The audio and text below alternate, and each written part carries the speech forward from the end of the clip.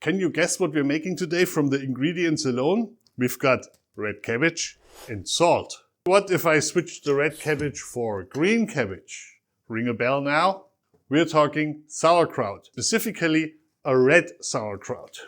Normally sauerkraut is made with a white cabbage or a green cabbage, but I prefer to make it with a red cabbage for one simple reason. Red cabbage maintains its crunchiness, particularly if you want to use the sauerkraut raw on a sandwich or something. This gives you an excellent crunch. First, we have to dissect the cabbage. I'm gonna use a mandolin or a vegetable slicer because I want those slices to be nice and thin. Of course, you can do this with a knife, but if you have a vegetable slicer, even a cheap one like this, it goes a lot quicker. Quarter that cabbage. Take out the heart, and now we're gonna slice it. For that, I've prepared a bowl. I'm using a metal bowl because then you don't have to pay attention when you're working the kraut afterwards. Nice fine strips. That's all it takes. The remaining little bits and pieces is something I'm gonna cut by hand. So I just put those aside. All right, so much for the slicing part.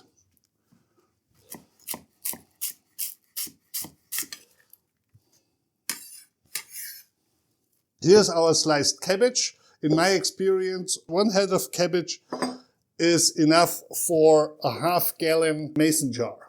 Let me give you a quick word about the fermentation process. You need a cooler temperature for this, somewhere around like 60 degrees would be good.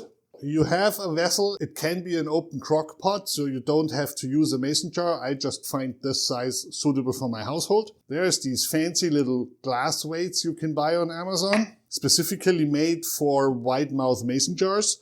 And there is these little insert lids you can use on a mason jar. This is a fermentation lid, so there is a teeny weeny slit in that little nipple here that allows for the gases to escape. Now, if you don't want to invest into this, all it needs is some kind of neutral vessel like a crock pot or a glass jar. Next step is to add the correct amount of salt. I do this with a scale. You can eyeball it. It should be around 2%, maybe up to 3%. Weighing it in whichever measurement system you want to do it is the way to go, in my opinion. So there's 840 grams of cabbage in here. 2% of that is roughly 17 grams of salt. So all we do now is we sprinkle these like 17 or so grams of salt over this. And then we start mixing it in. Best tool is your trusty hand. I prefer to use like a kosher salt or a coarse sea salt because that extracts more moisture out of the cabbage. Then you use something you can stomp it with, but you can just use your hand or your fist. All you want to do is massage this really well or bruise it a little so that the liquid can come out of it. I'm just going to enjoy stomping this. It's really good for anger management actually. If you had a rough day at work, go home, make sauerkraut. I think that's enough for starts. Fill this into the mason jar. There's those filling funnels for mason jars, but I don't have one of those, so I'm just going to stuff it in like this.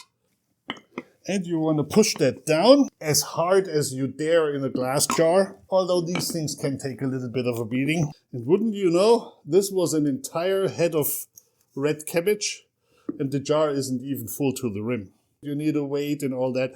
So being in the upper third of the jar is a good thing. Stomp that down a little. And now it's really a question of how fresh that cabbage is you had and how much liquid is in there. So in my case, there isn't enough liquid. Create a 2% water to salt ratio solution and fill it up. This has to be underwater. Stir, stir, stir till it's dissolved. Of course, this is cold water. I'm just going to fill in the water until everything is covered. I use a sandwich Ziploc bag. Fill my remaining brine in here.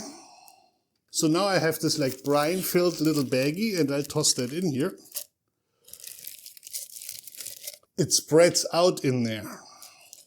If you take a little bit of a bigger bag, you probably can omit the weight. I just drop the weight in. You could use a stone down from the river, rinse it real well, brush it. That'll do just fine. If in doubt, put the stone into another Ziploc bag. So there you go.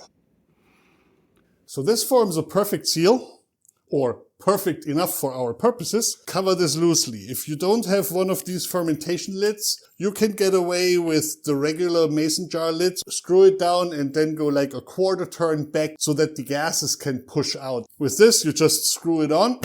And now put this into my garage and wait for 2 weeks. Check your sauerkraut every week. I'll take my weight out.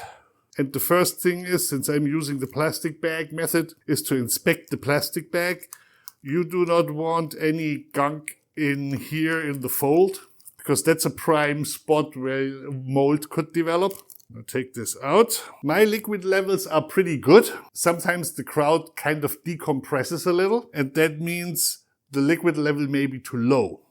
In order to fix that, just use a cup of water and dissolve about a teaspoon of salt in it, and then just top it off.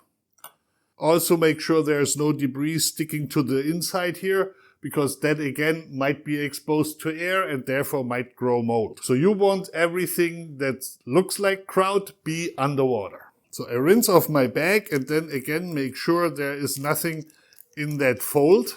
And then stuff that back in. I rinsed my weight. Also make sure nothing's on the weight. Put that back in. Put the lid back on. And that's your weekly maintenance. Takes 5 minutes. And it ensures that your sauerkraut is going to be good. It's been another few days. I think my kraut is done and ready for consumption.